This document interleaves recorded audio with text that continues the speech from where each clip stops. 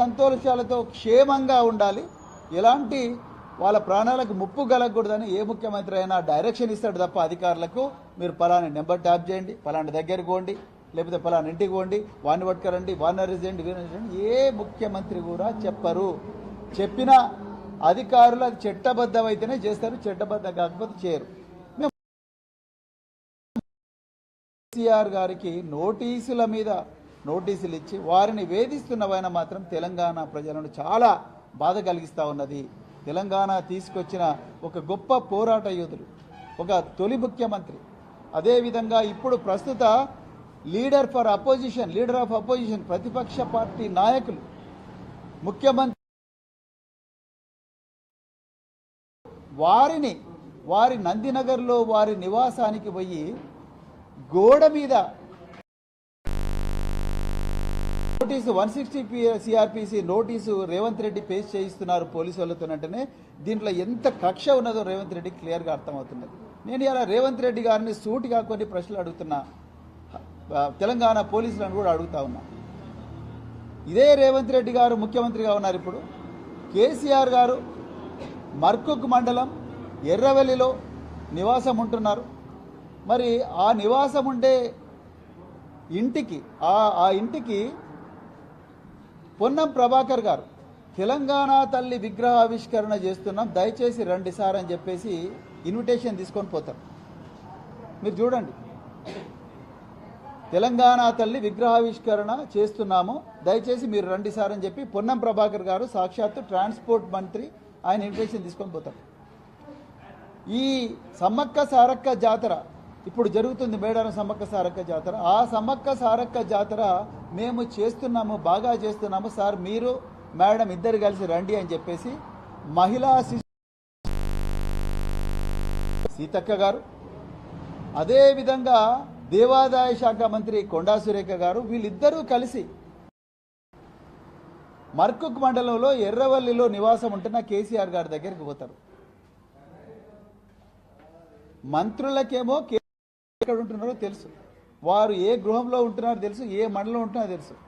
కానీ ముఖ్యమంత్రి హోంమంత్రి అయిన రేవంత్ రెడ్డి కింద పనిచేస్తున్న పోలీసులకు మాత్రం కేసీఆర్ గారు నందినగర్లో అని ఎలక్షన్ అఫిడవిట్లో ఉన్నది, అందుకొరకు అఫీషియల్ రికార్డ్స్లో నందినగర్ అని ఉన్నది కాబట్టి నందినగర్లోనే మేము ఎగ్జామిన్ చేస్తాము అని చెప్పి ఒక నోటీసు పంపించింది. మరి నోటీసు పంపించిన వాళ్ళు నోటీసు పంపించారు, నోటీసు ఇంటి మీద అతికిచ్చింది. ఎంత ఘోరం! లీడర్ ఆఫ్ అపోజిషన్ ప్రతిపక్ష నాయకుడు ఇంటి ముగ్గట, ప్రతిపక్ష నాయుడు ఎక్కడుంటాడో తెలుసు. ఆ క్యాబినెట్లో ఉండే మంత్రులందరూ కూడా ప్రతిపక్ష నాయకుడు ఇంటికి పోయి రకరకాల పండగలకు కార్యక్రమాలకు ఇన్వైట్ చేయడం వచ్చు, ఫోటోలు దిగడం వచ్చు, సోషల్ మీడియాలో పెట్టడం వచ్చు, అధికారికంగా ఇన్విటేషన్ ఇవ్వడం వచ్చు. కానీ రేవంత్ రెడ్డి గారి కింద పనిచేస్తున్న పోలీసులకు మాత్రం కేసీఆర్ గారు నివాసం ఉంటున్న బంజారా హిల్సే కనిపిస్తూ ఉన్నది, నందినగరే కనిపిస్తూ ఉన్నది.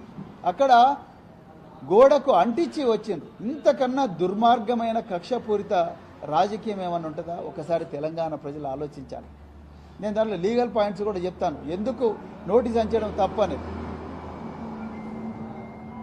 మీరు మరి హైదరాబాద్ నగర పోలీసులు కేసీఆర్ గారు ఆ నోటీస్ తీసుకొని వారు వెంటనే ఆ నోటీసు అందిన వెంటనే వారికి సమాచారం అందిన వెంటనే వారు వెంటనే ఏం చెప్పిండ్రు, అయ్యా నేను మర్కుక్ మండలం ఎర్రవల్లి గ్రామంలో ఉంటున్నాను, నా వయసు 65 సంవత్సరాలకు పైబడ్డది, చట్ట ప్రకారం 65 సంవత్సరాల పైబడ్డ వ్యక్తులను మీరు వాళ్ళు ఎక్కడుంటే అక్కడనే వాళ్ళతో మాట్లాడాలి, వాళ్ళని విచారించాలి, అంతే తప్ప మరి నేను పరిస్థితి లేదని చెప్పిన తర్వాత కూడా మళ్ళీ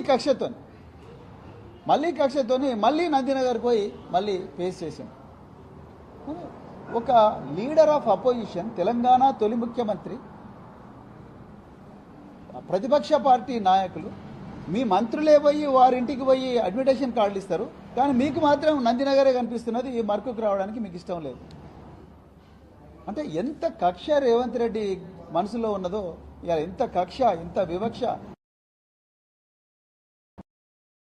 మీరు చూడండి. మీరు కేసీఆర్ గారికి ఇచ్చిన నోటీసులో హైదరాబాద్ నగర పోలీసులు ఏమంటున్నారు, మా అఫీషియల్ రికార్డ్స్ ప్రకారము, మీ ఎలక్షన్ అఫిడవిట్ ప్రకారము మీ ఇల్లు నందినగరే అడ్రస్ ఉంది కాబట్టి మేము నందినగర్లోనే పేస్ చేస్తామంటున్నారు. నేను ఇలా హైదరాబాద్ నగర పోలీసులను ఇప్పుడున్న సిట్టు పోలీసులను ఒక 2 ప్రశ్నలు అడగాలనుకున్నాను. అయ్యా, మరి మీరు అదే నిజమైతే ఈ సిద్దిపేట ఎమ్మెల్యే తన్నీరు హరీష్ రావు గారు వారి నివాసం వచ్చేసి ఎలక్షన్ అఫిడవిట్ అఫీషియల్ రికార్డ్స్ ప్రకారము వారి నివాసం వచ్చేసి 11-1-59/12 భారత్ నగరు సిద్దిపేట పట్టణంలో వారి అఫీషియల్ రికార్డు. మరి మీరు హరీష్ రావు గారికి 19/1/2026 నాడు ఇచ్చిన నోటీసులో ఏం అడ్రస్ పెట్టిండ్రు? సిట్టు చీఫ్ గారు మీరేం అడ్రస్ పెట్టిండ్రు? T Harish Rao, ex minister, MLA Siddipet assembly constituency, resident of villa number 125 Chris terminus 1017 Chris villa avenue, district Nanakramguda, Telangana. అంటే పోలీసులకు, సిట్టు పోలీసులకు రేవంత్ రెడ్డి గారికి తెలుసు హరీష్ రావు గారు హైదరాబాద్లోనే ఉంటున్నారు అని చెప్పి హైదరాబాద్లో ఇచ్చిన, ఆయన ఎక్కడ నివాసం ఉంటే అక్కడే పోయి నోటీస్ ఇచ్చింది. ఇక నాకు మన హైదరాబాద్ నగర పోలీస్ కమిషనర్ సజ్జనార్ గారు నాకు ఒక నోటీస్ పంపించారు. ఆ నోటీసులో చూడండి, నాకు నోటీస్ పంపించారు.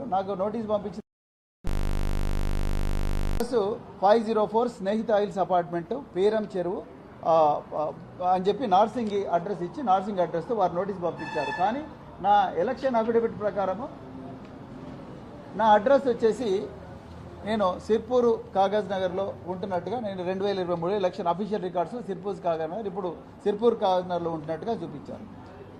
ఇలా రేవంత్ రెడ్డి గారు అన్నిటికన్నా మరి చూడు, అక్కడ 2 హరీష్ రావు గారికి ఇచ్చిన నోటీసులనేమో వారి అడ్రస్ వచ్చేసి సిద్దిపేటలో ఉంటుంది, వారికి ఇచ్చిందేమో హైదరాబాద్లో నానక్రామ్గూడ నివాసంలో ఇచ్చారు. మరి వారికి తెలుసు, హైదరాబాద్ నగర పోలీసులకు తెలుసు, అదేవిధంగా రేవంత్ రెడ్డికి కూడా తెలుసు హరీష్ రావు గారు హైదరాబాద్ నివాసంలో ఉంటున్నారని. అలాంటప్పుడు ఆయనకు హైదరాబాద్లో ఆయన నివాసం ఉంటున్న దగ్గర హరీష్ రావు గారికి నోటీస్ సర్వ్ చేసినప్పుడు అదే 160 సిఆర్పిసి కింద కేసీఆర్ గారు ఎక్కడైతే నివాసం ఉంటున్న ఎర్రవెల్లి గ్రామం మర్కుక్ మండలానికి ఎందుకు నోటీసు సర్వ్ చేయలేదు అనేదే మా ప్రశ్న. అంటే ఇంత కక్ష మీకు, మళ్ళీ రెండోసారి ఇచ్చి మా అఫీషియల్ రికార్డులు అంటున్నారు. మరి అఫీషియల్ రికార్డులు అయితే మరి హరీష్ రావు గారికి ఒక నోటీసు, మాకు ఒక నోటీసు, అదేవిధంగా కేసీఆర్ గారికి ఇంకొక న్యాయం ఎలా ఉంటుంది? ఇది రాజ్యాంగంలో ఆర్టికల్ 14 వయలేషన్ కాదా? సమానత్వపు హక్కు, రాజ్యాంగం ఇచ్చిన హక్కు వయలేషన్ కాదా? ఇది ఉల్లంఘన కాదా? ఇక రెండవది, ఇక ఇప్పుడు అసలు విషయానికి వస్తా. మన ముఖ్యమంత్రి రేవంత్ రెడ్డి గారు అఫీషియల్ డేటా ప్రకారము, ఆయన ఎలక్షన్ అఫిడవిట్లో సమర్పించిన రికార్డుల ప్రకారము ఆయన అడ్రస్ వచ్చేసి 1-209, ఇది రేవంత్ రెడ్డి గారు ఎలక్షన్ అఫిడవిట్ అండి, 1-209 కొడంగల్ గ్రామము